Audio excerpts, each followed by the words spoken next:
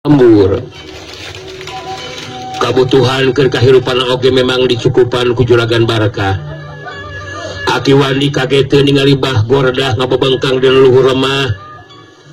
Aki wani netep ka Nyai Sulasmi bari nyarita. Lah gula oleh Bah Gordah ngagoler kawas kieu geuningan Nyi Lasmi. Wangun lalu kejelangan ka nyeuli geuningan. Wah, ya kejadian naon ieu teh Nyai? Nyai Sulasmi ngabagikeun paneuteupna ka Aki Wani jeung Jaka Sinangling bari carita. Ieu si Abah teh memang nyadangan tatu di jero Aki. Tadi si Abah teh ribut taruh di jajaten jeung jago ngora anu memang hebat elmuna Aki. Ieu si Abah rubuh ngabebengkang tadi mah malah teringet di bumi alam Ki. Waduh. Jadi Bah Gordah gulu Nyai teh rubuh eleh jajaten ku eta jago ngora. Nah, saha eta jago ngora teh Nyi Lasmi? Aku kena masih keling nya si keling eta jago ngora teh Aki. Aki Wani ngaleret ka Jaka Sinangling anu diret harita langsung nyarita ditujukeun ka Nyai Sulasmi. Keke. Jaka Sinangling jela eta jah. Keheula aing penasaran ya Ki, cek.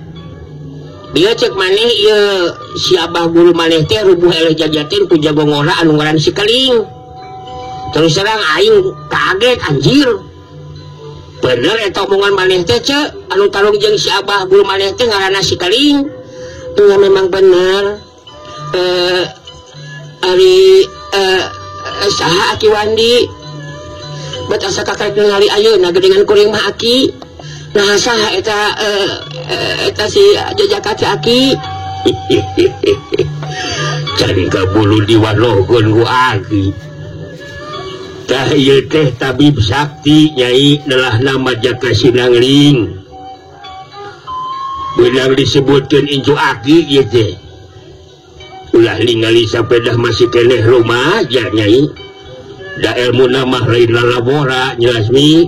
Oh, jadi Jaka Sinangling teh tabib saktinya. Kenapa tadi kunaon bet siga anu kaget. Jangan teu percaya geuningan. Sapeda Abah rubuh el jajaten ku jago ngora anu ngaran si Keling. Nah geus apa gitu Jaka Sinangling ka si Keling? Lain apa? Ngan panasaran we aing mah hayang nyaho saha eta mangkelukna anu ngaran si Keling teh. Meungeus mun teu ngabahas masalah eta. Ayeuna mah mending jelaskeun we ku maneh ka aing. Ieu anu ngagola jeung ieu seuceu teh ieu daing mah apan kakarik bangsa ayeuna ieu teh. Nya ku Aki urang jelaskeun heula jang. Jadi ieu anu ngabebengkang teh adalah Bah Gordah si Cakarnaga. Atuh ieu Nyi Lasmi teh muridna ya. Duanana minangka anu dipercaya ku dunungan Aki. Nyatana juragan Barkah pikeun ngajaga keamanan di Pilemuran. Jadi Aki memang geus teu asing deui ka ieu Bah Gordah jeung Nyi Lasmi teh ja. Aduh mancak eueuh salah namun ieu Bah Gordah diubaran kujang Sinangling. Maksud maneh teh ku aing ayeuna ku diubaran gitu. Oh anjir aing mah moal ubaran ka jelema anu anyar panggih. Komo bari henteu ngomong langsung minta tulung ka aing mah. Lain maneh kuduna oga nu ngomongkeun Ki, tapi kudu langsung ka si Bah Gordah. Nya capek sorangan minta tulung ke aing. Tabib sakti Jaka Sinangling. Aki Wandi deku digireun Bah Gordah. Ningali Aki Wandi anu deku digireun Bah Gordah. Harita Bah Gordah terus carita bari sumengir nahan ka nyeri. Aki Wandi aya ilahi geuningan. Dawa dada dewek nyeri. Kajenghak nyeri Ki. Tulungan dewe Ki. Jejenghakan. ya ari agi mah itu bisa ari nulungan langsung mah bah iwati we inju aki anu nalah jaka sinangling anu bisa ngubaranana sabab sanajan rumah jakene ye inju aki je bindang disebutkeun tabib sakti Bah Gordah nyelang ngaret ka jaka sinangling anu nangtung di geureun aki wandi anu keur deku. Bah Gordah terus ngaret tanya Sulasmi anu jadi muridna terus nyarita. Kumaha Lasmi? Ilaing percaya mun ieu si jaka sinangling teh tabib sakti. Kumaha cek ilaing Lasmi? Ya ulah nanyakeun ka Lasmi atuh Abah. Lancik Lasmi mah eueuh salahna mun nyoba minta tulung ka jaka sinangling incuna aki wandi. Ya mudah-mudahan we bener bisa ngubaran murikeun kaayaan Abah. Jaka sinangling nutup seukeut ka Bah Gordah si Cakarnaga beritus nyarita. Mun sakirana maneh henteu percaya ka aing Bah Gordah, beungeus mangke minta tulung ka aing anjir. Aing mah teu hayang-hayangan yangan anu hayang diubaran ku aing. Ngan mun aya anu langsung ngomong ka aing minta diubaran ku aing, pasti ku aing bakal diubaran. Eueuh ti dituna ari aing kudu nawarkeun diri mah anjir. Aki wani harita gancang nyambungan kana caritana jaka sinangling. Hapulah ieu. Sarta ulah kaget Bah Gordah. Mun sikap jeung caritaan incu aki nya ieu jang sinangling kawas kieu. Ari kudu mah dijelaskeun ieu jang sinangling teh rek diajakan ka Juragan Barkah. Anu ayeuna keur gering parna geus 10 poe lilana. Balah aki teh disusulan ku Nyi Kopa.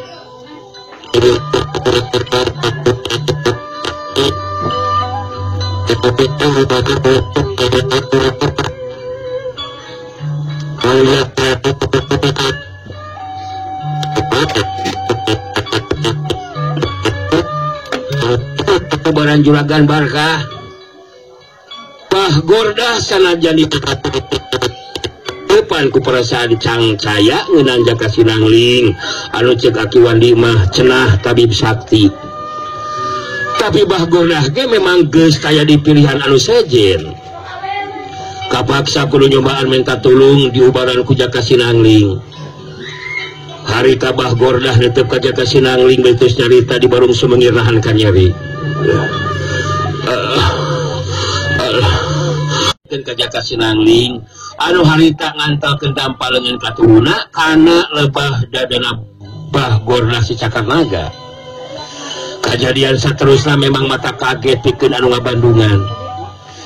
Katinggali dampalengan jaka sinangling jadi semua anu ngagreter sarta ngaluarkeun haseup ipis. Dampalengan jaka sinangling anu aya dina luhureun dada Bah Gordah harita diusapkeun ka handap 3 kali. Geus kitu dada Bah Gordah dikepak ku dampalengan jaka sinangling. Asalna cager deui.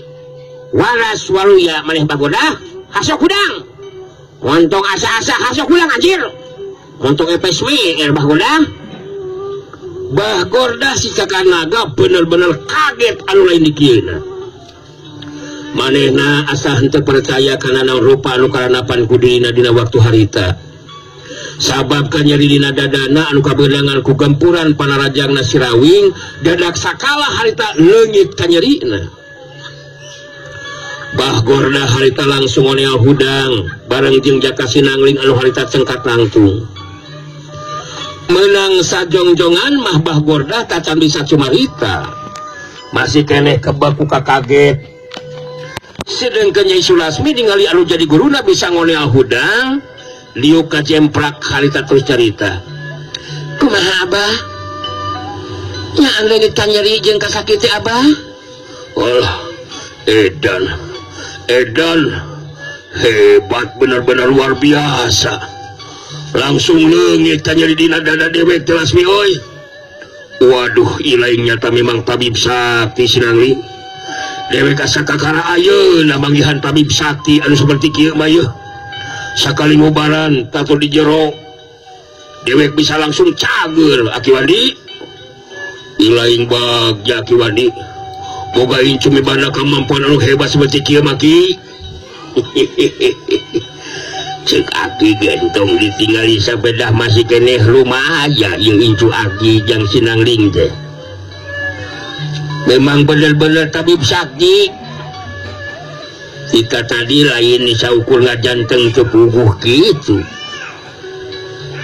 kumaka Bandungan Nyi Kokom kehebatan Nyi Incu Aki nama Aki Wandi ngaret ka Nyi Kokom anu harita nyampeurkeun ngadeukeutan Nyi Kokom rutret ka Bah Gordah jeung ka Jaka Sinangling terus netep ka Aki Wandi bari nyarita Gusti anu agung bener-bener ajaib meh teu percaya keur abdi mah Aki asa moal percaya mun teu ningali jeung Bandungan langsung mah karena kejadian anu mangsung dina waktu ayeuna nya antabib sakti geuningan Jaka Sinangling Incu Aki teh kumaha Bah Gordah nya an bener-bener sager ieu teh bener kom dewek langsung cager euy wah dewek bener-bener hormat ka ilaing Jaka Sinangling dewek bener-bener ngaluhunkeun kana pitulung ilaing Sinangling dewek percaya sapinuhna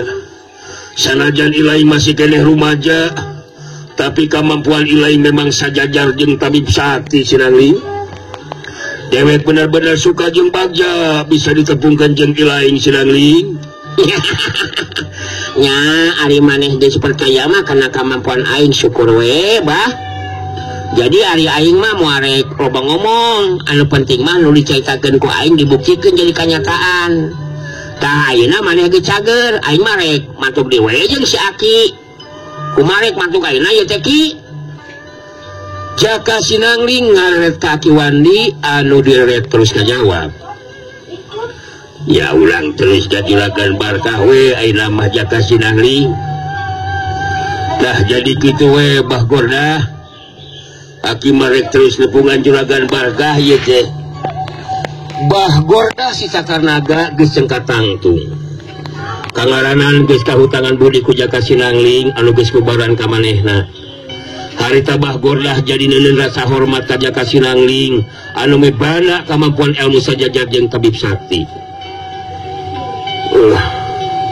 sakali deui ngaluhunkeun ka ilaing Sinangling kemampuan ilaing selaku tabib sakti memang ngabukti dewek boga keyakinan juragan barkah anu keur gering parna geus aya kana 10 poe natang tu bakal bisa cager deui di badan ku ilaing Sinangling bisi di mana wae tur sawae anu wani tur kurang ajar ganggu ka Sinangling gancang bejakeun ka dewek mangka ku dewek bakal ditilak eta jalma nu geus wani ganggu ka ilaing Sinangling nu kitu patut mah lain urusan aing Bah Gordah eta mah urusan si Aki Wandi aing memang untuk begukan ilmu silat tapi keur aing mah teu make kudu sieun nya hareupan jagoan kumaha wae oge anjir kangaranan sarua jelema jeung nyatuna sarua ke jomaah moal make kudu sieun keur aing mah Nyai Sulasmi nutup antep ka Jaka Sinangling bari tos nyarita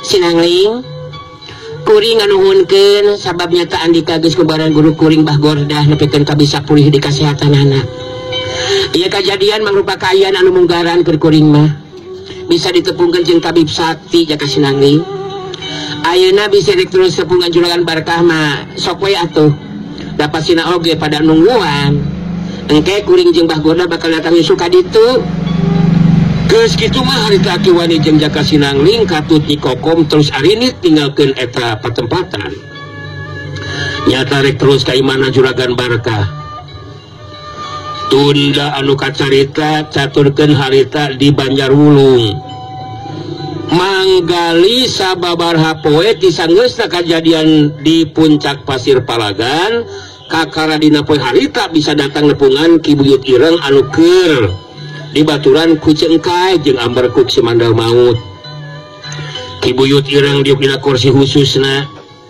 sedengkeun dihandap dariuk manggali jeung amberkuk katu Cengkai harita Ki Buyut Ireng anu keur cimarita bari neuteub seukeut ka manggali kunaon lain datang kali henteu barang jeung sikeling kali kayak ali lain ge kucop bedug jeung siga nu kurang hees jeung kurang nyatu di heuy sengkai sering oge amberkuk tah jadi ieu si gali anu sok jablokeun ku dewek ka ilaing duaan teh minangka anu ngabaturan merengan sikeling anak dewek hasok ngomong ilaing gali manggali beungeutna memang rada haropak sasat bisa beberapa lumampah geus kurang dahar jeung kurang sare cengkai milu nyambungan kana caitana kibiut ireng cika sok jelaskeun atuh manggali sakumaha nu nami disaurkeun ku pangaresa nah aku naon manggali ayeuna datang ka dieu teh henteu bareng jeung sikeling nah aya di mana ayeuna sikeling jadi ulah loba ngahulang teu puguh manggali ieu pangaresa anu agung paling enggal ulinga ngeunaan kayaan sikeling anu janten putrana amberkuk si manda maut ke sarua asa kurang sugema mun teu milu nyarita iha wow mereka sekeuna mereka cet asok dia jelasin si keling wow asa daya keula coba dijelaskeun kumaha ngeuna si keling manggali tanggah sakedeung neuteup ka kibut ireng terus tungkul bae nyarita surana sabua anu ngakleter lantaran nahan rasa kesedih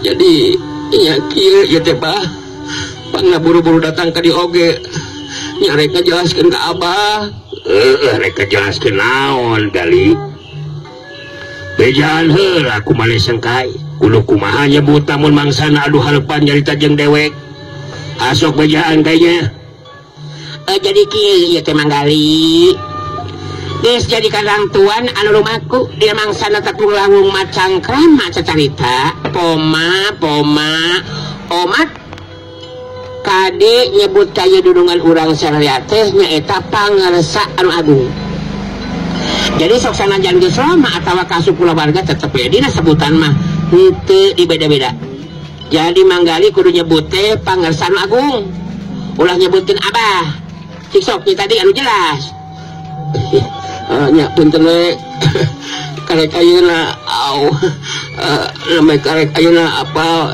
bah pangaresa anu agung dina ieu kesempatan gali surari teh hai si jago keleutis minangka mangnya sikeling sekarang mau ngagentraikeun dan mertelakeun ka pangaresa anu agung tentang mengenai sikeling gitu anu memang sungguh tidak disangka dan diduga ternyata geuningan waktosna seueur sakitu tiasa kasangakeun barata kelap pidangan dongeng Sunda Dora-dori kanggo dinten ieu anu lumangsung ti payuneun pasar Rancamanyar. Hatur nuhun tiasa kalubi perhatosanana leda siapunten anu kasuhun tina kakirangan sareng kapatanana abah nuhun kasadaya dulur sim kuring ya oge ka keluarga pasar Astana Rancamanyar mudah-mudahan dia saya sewaktu surang tiasa ditepangkeun deui sakitu nu tiasa kasangakeun ampun para